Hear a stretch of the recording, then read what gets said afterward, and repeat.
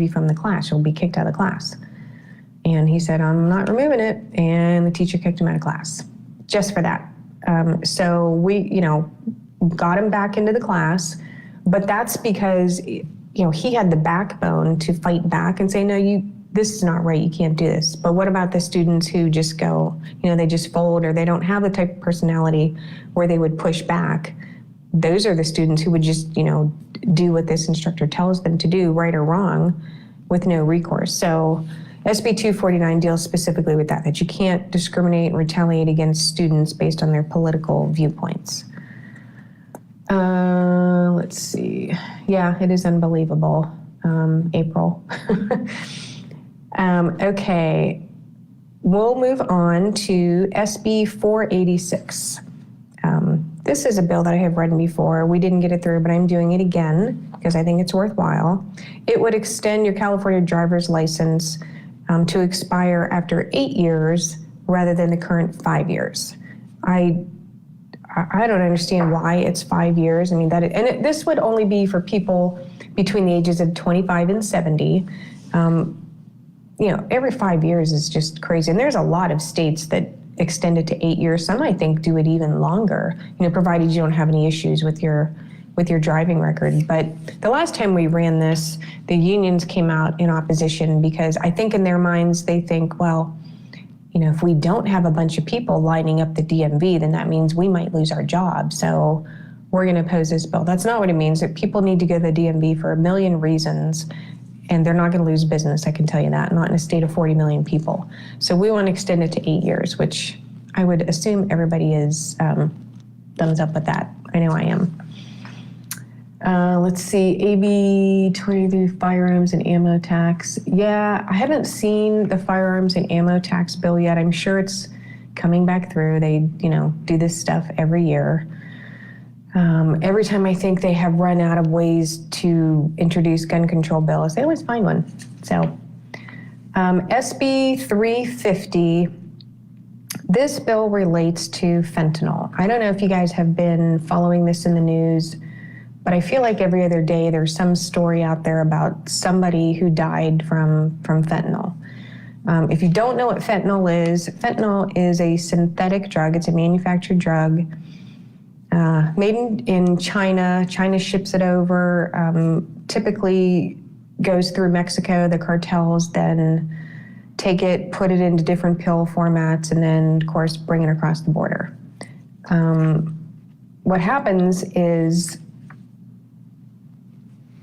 I think people are under the impression that it's like, when they make Tylenol, where there's a certain milligram, amount of milligram in each pill. Okay, that's not what this is like. And what they're doing is they're taking pills, they're selling pills to people saying, well, this is Percocet, this is oxycodone, this is Adderall, this is, pick it, you name it.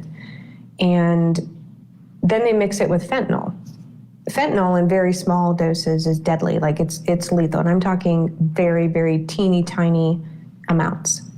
And what the cartels are doing is they're selling these pills mixed with fentanyl. And so it's a very primitive type of production. It's, somebody's out there in a field mixing it up in a bathtub, in an old oil drum, something like that. They're mixing it with, a big wooden stick. I mean, this is not sophisticated. Now, some of them I'm sure are a little more sophisticated, but the problem is when they dump this chemical in there, they dump that in there. A lot of times they're using baby formula, the powder form, and they take the baby formula, they dump some fentanyl in there and dump something else in there, they mix it up. So then they pop it into these pill molds. The pills, you can get no fentanyl in one pill, and then the very next pill has a lethal dose of fentanyl, and you have no idea which one you're getting. So this bill, I know I'm taking the long way to get there and tell you what it is. This bill would make it so that district attorneys could prosecute someone who is dealing fentanyl on the second time that they have to come before court, just like with the DUI. So with a DUI, if you get busted for a DUI, you're brought before the court, the judge tells you, he reads you this affirmation that says, basically, drinking and driving is dangerous and you could kill someone. And if you do this again and you do actually kill someone, then you could be charged with murder. So they're getting a second chance, right? So the same thing for this bill. If you are caught dealing or selling drugs, manufacturing with fentanyl in them, you get busted, you go before the court, they're going to tell you, this is dangerous, this could kill someone. If you do it again and you're brought before this court, the DA could charge you with murder if somebody dies as the result of you selling them this pill. And I'm not talking about, the friend who gives a friend a pill. We're not talking about that. We're talking about people who are moving these drugs, who are making a profit off of it, because it is killing people at unbelievable numbers. I mean, I think just in the past few weeks, there's been 3 people in the Inland Empire area who have died from this. And it's not, they like to call it overdosing. It's not overdosing. It's poisoning. It's, there's no overdosing of fentanyl because it's such a tiny amount that could kill you anyway. And I just think it's time that, we try to do something about this, because these guys are literally getting away with murder. This bill came up because I have a constituent, and this bill is called Alexander's Law, by the way, because of this constituent, because Matt Capilouto came to me and his wife, and their daughter died from fentanyl poisoning. She was a young, beautiful young woman, made a decision to take a pill that ended up costing her her life.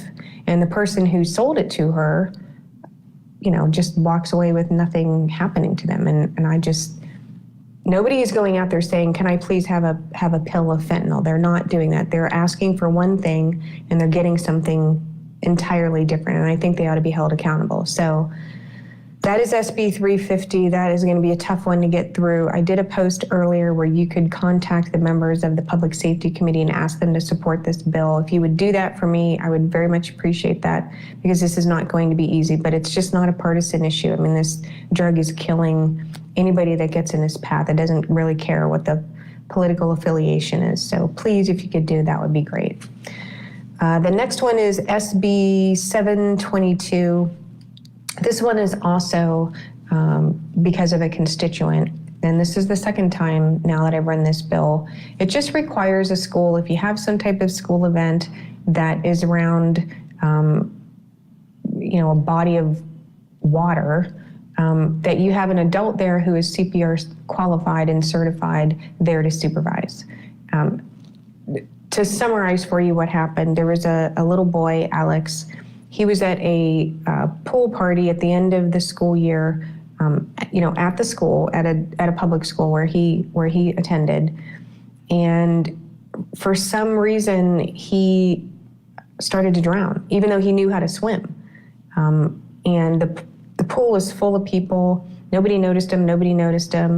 And finally, somebody noticed him. They pulled him up, and there was a couple of youth lifeguards, and they didn't really know what they were doing, and they didn't even take him out of the water. They floated him on a backboard until the EMTs got there, and by then it was too late. So nobody pulled him out, nobody did CPR. I mean, he was at the bottom of the pool. The first thing you should do is get them out of the pool and get the water out of their lungs. Nobody did that. And there was an adult there who worked for the school who did nothing. And he said he wasn't on duty at the time, and therefore he wasn't responsible.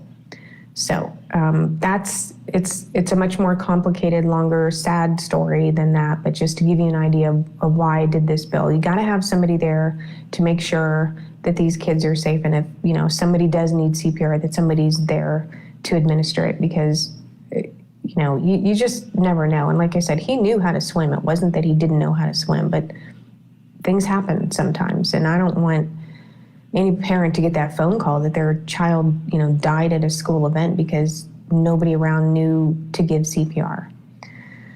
The last one is SB 750. This one is kind of a work in progress, but it does relate to human trafficking. Human trafficking in California is a really big problem. We have the 15 corridor, and it's a gateway for human beings to be trafficked up and down the state, young boys, young girls, young women. It's very easy for them to do. And it's difficult to catch them. So we are working on that one with stakeholders. There's an organization called Children's Riot that we're working with who, they are involved in rescuing people who've been forced into human trafficking. It's pretty scary. I mean, I think people are under the impression that somehow the people who get caught up in human trafficking willfully go into it. Many, many, many times that is simply not the case at all. They don't have any idea that this place they're going to meet someone for coffee or a drink or something like that, that when they get there, they're going to end up being basically taken hostage and then, trafficked up and down the state. And then a lot of times they take them out of the state too. So I have just grown really weary of hearing these stories of these young women. We've heard them come and testify in front of committee, and it's pretty heartbreaking stuff. So that's the basics of the things that I'm running this year. I didn't go over all the bills, just some of the ones I thought you might be interested in. Let's talk briefly, because I don't like to keep you guys on here too long. You know me, I like to keep it at 30 minutes and then I'm out of here. Plus it's Friday night. You got better things to do than, be on here with me for an hour. The school reopening, don't know if you guys have thoughts on that. I do. I've got 3 kids in high school. I definitely have thoughts on this. The bill was SB 86. It doesn't require that schools reopen. I know the governor is trying to make it seem like that, but that it really doesn't do that. Nowhere in there does it say the bill that the schools have to reopen. It just says that they could have access to some extra funding should they choose to reopen. But they could reopen for,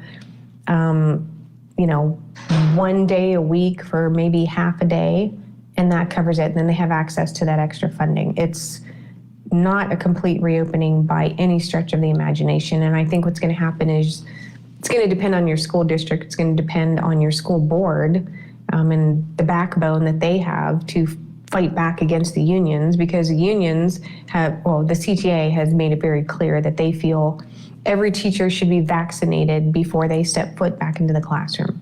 Okay, well, that's not going to happen.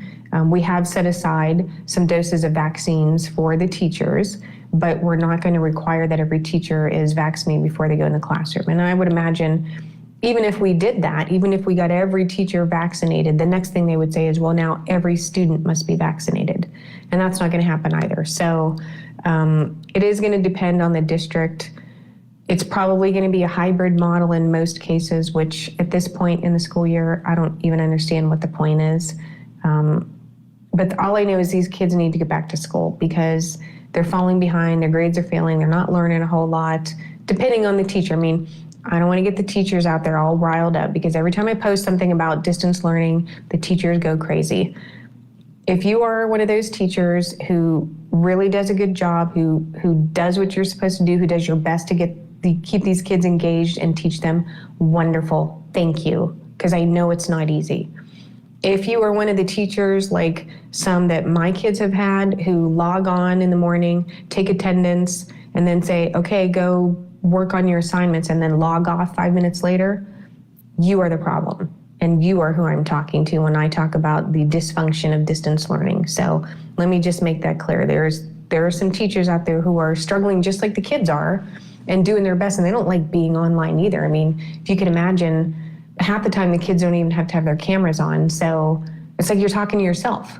I mean, that's just, I can't imagine that's fun. But they're doing their best. They're really trying to keep these kids engaged. But there are the teachers out there who just aren't doing it, and they are the problem. And that's why we need to get these kids and the teachers back in the classroom where there's more accountability and where it's a normal environment for them. I mean, this is over a year now. This is craziness. Even medical studies talk about the fact that it is not healthy for young kids to have that much screen time every day. And yet here we are forcing them to be in front of the screen every day. It's just madness. Okay, so that's the school thing. Just want you to know, for anybody who got excited and thought, oh, that's, we're going back to school. Maybe not, just depends. Push hard on your school board members. Push hard on your school board members because they're going to have a lot to do with what your school decides to do. Don't let them off the hook, okay? Okay, let's move on to, let me see if I see anything. Kids need the normal routine. Yep, that's true. Can you post how we can contact those on the Public Safety Commission? Yeah, actually, Heather, if you go to my Facebook page, I think it was just earlier today, I did a post where we put, and it's for SB 350, and we posted the phone numbers for those legislators who are on the Public Safety Committee. So if you just go back maybe a post or two of mine from today, you'll see those numbers where you can contact them. And feel free to share that information. I need your help. Okay, the recall. Okay, so we're at about 1.8 million signatures now, I think, and we needed 1.5. And of course, the goal was always to get many more than we needed, because you have to account for the fact that signatures are going to be tossed out either because they don't match, because they're legitimately not a valid signature, or because the Secretary of State, decides, nope, that one just doesn't look close enough to the original signature. So we're at about 1.9 million. We have 2 weeks left to go to turn in signatures. So keep them coming. You can go to recallgavin2020.com and you can print the recall petition from there and mail it in. You do have to mail it in. You cannot sign it online, but it's pretty simple to do. But yes, you do have to mail it in. But if you haven't done that yet and you think, oh, they've got enough signatures, they're good. No, because we have no idea how many signatures are going to toss out. So please, please, please, please do that, because we need to get this recall on the ballot and get somebody in there who's going to listen to the people of California and not just do whatever he chooses, like dine at the French Laundry while he tells the rest of us that we can't go out to eat and all the other silliness that he has done. So, fingers crossed, okay? Let me see here. Sports allowed just happened. Yeah, so sports, I know for my kids, like for water polo, because all three of my kids play water polo. The water polo season, if you want to call it that, is now, I think, 2 weeks long, maybe 3 weeks long. It's not a real season. It's not, and for the other sports too, it's kind of dipping your toe in the water. I mean, I think the kids are happy to get back to doing something, but it's kind of a lukewarm response. And I never understood why they stopped the sports anyway, because we've already seen that kids really aren't vectors for this virus. They're not infecting other people. They're outside. I mean, we're supposed to be promoting health and getting outside and exercising is healthy. Sitting in front of a computer all day is not. So I never really got why they canceled all the sports anyway, especially swimming sports. I mean, my gosh, if you think about, they're in a heavily chlorinated pool. I don't know what could live in there. But anyway, so yes, some sports are back. How can we funnel into, there's some strange questions out here. I think you guys got a lot of comments coming here. Okay, so I don't think there are any other really super controversial bills that I'm forgetting, but I will start doing more Facebook Lives now that we're back in session and these bills are coming through as I see them. I just, we kind of just started with a committee hearing, so I haven't seen a lot of them yet, but I'll keep you posted. I typically, once these bills start coming in, I will do a Facebook Live at least once a week to kind of keep you up to date. And that way, at least you have an opportunity. If you like the bill, hey, great. If you don't like it, it gives you an opportunity to contact your legislator and say, hold up, I don't want you supporting this bill. Or, hey, this is great, please support it. Like SB 350, you should contact your legislator and tell them to support that. Okay, so we're at 7:27. I'm almost at my 30-minute mark. Okay, any questions for me? Let's see, contact your supervisor. Yep.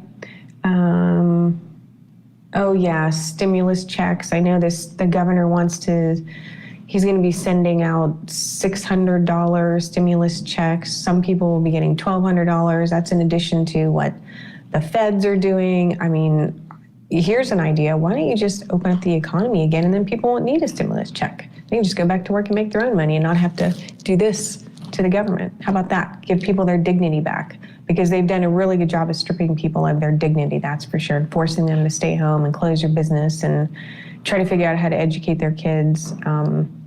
It's a lot of control. going on. I think people want their lives back. I know I do. So, on that happy note, remember, it is recallgavin2020.com where you could go to download your recall petition. SB 350, if you would contact your legislators and those on the Public Safety Committee and ask them to support that. And I will keep you posted on anything else that comes up. Thank you for tuning in. I know it's been a while, but it's nice to hear from you all again. And I'll be back sooner than you think. Thanks, guys. Have a good weekend. Bye.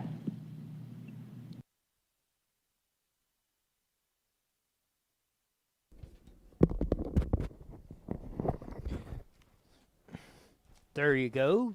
There was let's see, one of these will work. Yeah, that was Senator Melissa Melendez, who was gave you a legislative update on California going back and forth, and yes, especially SB 86 opening up the schools, as she pointed out. Possibly, if a school opens half a day once a week, they can get extra money. Gavin Newsom's bill that he signed is not opening up your schools. It's providing, it's a bribe to try and force them because he doesn't want to get recalled. That's the whole impetus behind what anything Gavin Newsom's doing right now is going for that part of it. As she said, she will do more of the Facebook Lives and give us legislative updates on that. And one of them, and I've seen it a lot in the comments, that, how do you get rid of Dr. Kaiser, which is the health official of Riverside County? We'll show up at your Riverside County Board of Supervisors office or meeting like there was last Tuesday. They're usually Tuesday at 9:30 in the morning, and show up and tell them you want Kaiser out. Send them an email, come down there in forces like you started with, and get him out. Tell them there's 3 votes and he's gone. 3 votes on the supervisors and he's gone. Just like your school boards.